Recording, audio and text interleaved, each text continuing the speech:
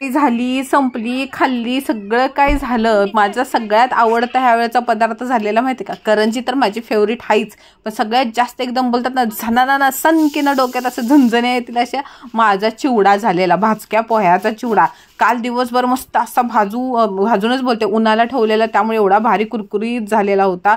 मस्तपैकी करायला घेतला, लसूण सोलायचंच विसरलेलं होतं. मग काय गल्लीतले 4-5 पोरी इटुकल्या पिटुकल्या बोलवल्या आणि पटकन बोलतात ना 10 मिनिटातच मोठ्या वाडगं भरून आहे का नाही लसूण सोलून पण झाला. आता पटकन सगळं सामान साईडला खेळलं, पोहे पाकडून घेतले, काय घाण बीन वगैरे आहे का सगळं बघितलं, शेंगदाणे निवडून घेतले, परत हे चण्याची डाळ असते ना ती सुद्धा घेतली, सगळं काय असं सगळं वाटीत काढून घेतलं. म्हणजे तेल एकदम असं कडाडून तापलं का नाही, मग पटापट सगळं तळून घ्यायला. पहिल्यांदा शेंगदाणे भाजले, कारण का तेल जास्त तापलं का नाही शेंगदाणे लगेच करपतात, म्हणून सगळ्यात पहिल्यांदा शेंगदाणे भाजून घेतले, नंतर ती चण्याची डाळ भाजून घेतली आणि नंतर हा मक्याचा चिवडा हा माझा फेवरेट आहे बघा. लहानपणी मला मक्याचा चिवडा, लहानपणी काय अजून पण आवडतो. माझी मम्मी आहे ना माझ्यासाठी खास आहे ना मक्याचा चिवड्याचं स्पेशल बनवायची. मग ह्याच्यामध्ये ना पिठी साखर आहे ना बारीक करून टाकायची, पण आता स्वतःसाठीच वेळ भेटणं झालंय, मग काय ते करायचं राहूनच गेलं.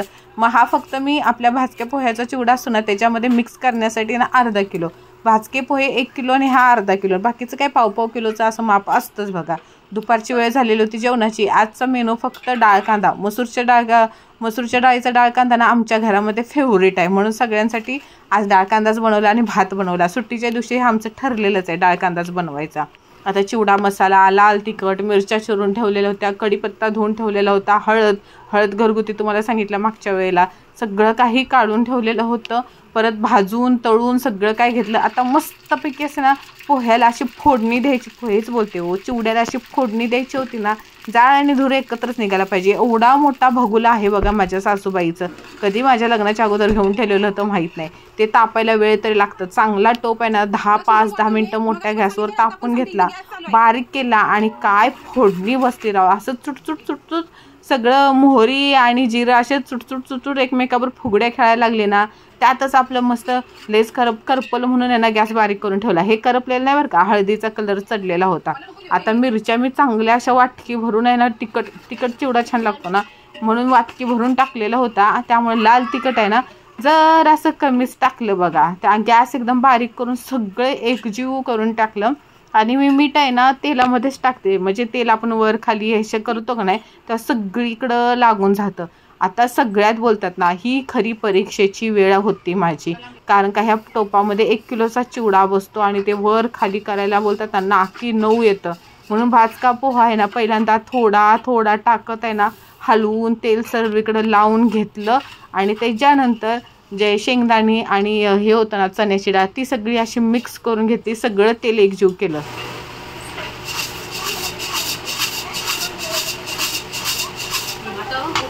किचनवर कसं मिक्स करता येत नाही ना, कारण का टोप वरती ठेवल्यानंतर उंचीले वाढते, म्हणून आहे ना टोप चांगला तापला फोडणी वगैरे देऊन झालं की नाही मी टोप कधी पण खाल्लीच घेते. आता पोह्याला सगळीकडे चटणी मीठ लागलेलं होतं आणि मी रेडीमेड शेव वापरते. ह्या वेळेला जरा वेगळी लालवाली अशी बारीक भेटलेली ती वाली आणलेली होती, त्यामुळे ना चिवडा दिसायला पण खूप छान दिसत होता. मग काय सगळं जसं सामान वाढत जात होतं ना साहित्य तसं तो टोप भरत जात होता आणि मला उचलायला जड जात होता आणि माझी हालत घामानं लय बेकार हालत झालेली होती.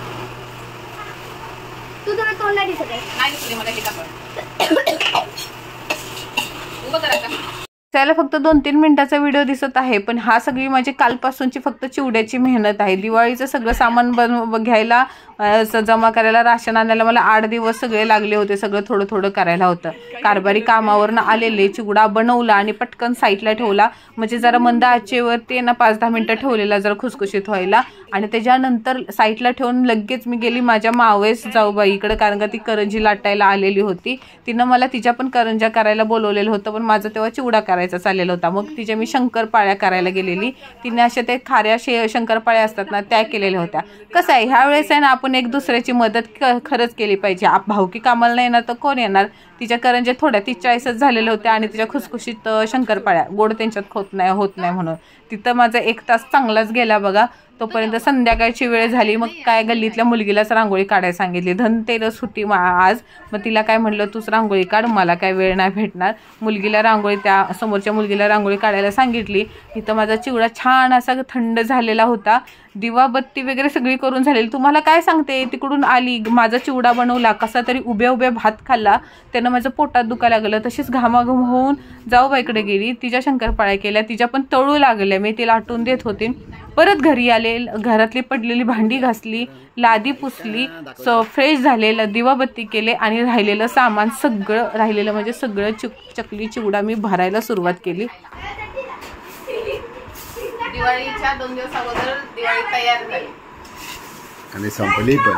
आणि दिवाळीच्या 2 दिवस अगोदर दिवाळी सगळी तयार झाली पण आणि दिवाळीच्या 1 दिवस अगोदर दिवाळी संपली पण. सगळी वाटण्यात गेली. आईला चालले दिवाळी आपलं.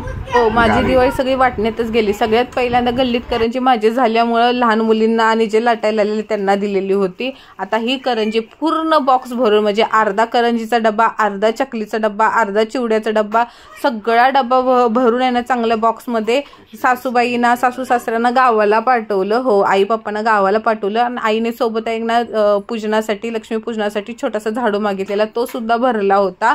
आता हे ताटं भरायला चाललेली गल्ली, समोरच्या गल्ली जे गल्लीत असतात ना, आजूबाजूला शेजार पाजाराने द्यायला तर लागतंच ना.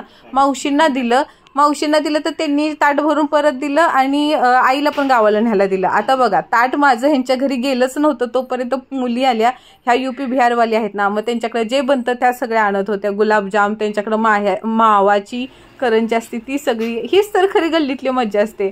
आपण कोणाला देऊन पण समोरचे जरूर आणतात. म्हणून सगळ्यांच्या घरी जे मला देतात त्यांच्या घरी मी ताटं भरून दिली. म्हणलं धनतेरस आहे, दिवाळीची सुरुवात झाली. रात्रीच्या 9 वाजून गेलेल्या होत्या. म्हणलं मला कुलदेवताच्या दर्शनाला जायचंच म्हणजे जायचंच आहे. आणि आमचं ठाण्यामधलं एकमेवच, असं माझ्या माहितीनुसार सांगते, सगळेजण बोलतात की एकमेवच आपलं जो मंदिर आहे ज्योतिबाचं, जे फक्त ठाण्यामध्ये आहे आणि मे महिन्यात ह्याची खूप मोठी यात्रा असते. मग इथं मी ज्योतिबाला गेली. जाताना जो पण फराळ बनवलेला होता तो घेऊन गेली. कुलदेवताचं दर्शन तर घेतलंच पाहिजे. कुलदेवताचा आपल्या घरावरती आशीर्वाद पाहिजे. इथं बघा आपल्या सगळे यमाई देवी वगैरे सगळ्या मूर्ती आहेत. छान ज्योतिबाचं दर्शन घेतलं. कुलदेवताला म्हणलं असंच आमच्या कुटुंबावरती आशीर्वाद राहत जा.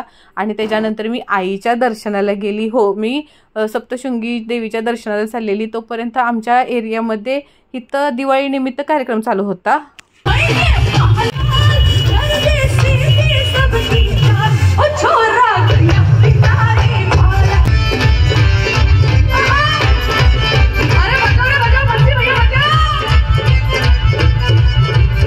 काय भारी लेडीज ती आवाजात गाणं बोलत होती, एकदम दमदार आवाज होता तिचा. आणि ऑडियन्स मधली एक मुलगी नाचायला पण गेली. आम्ही गाडीवर होतो आणि गाडीवरच आम्हाला नाचू वाटत होतं. लय भारी मज्जा आली.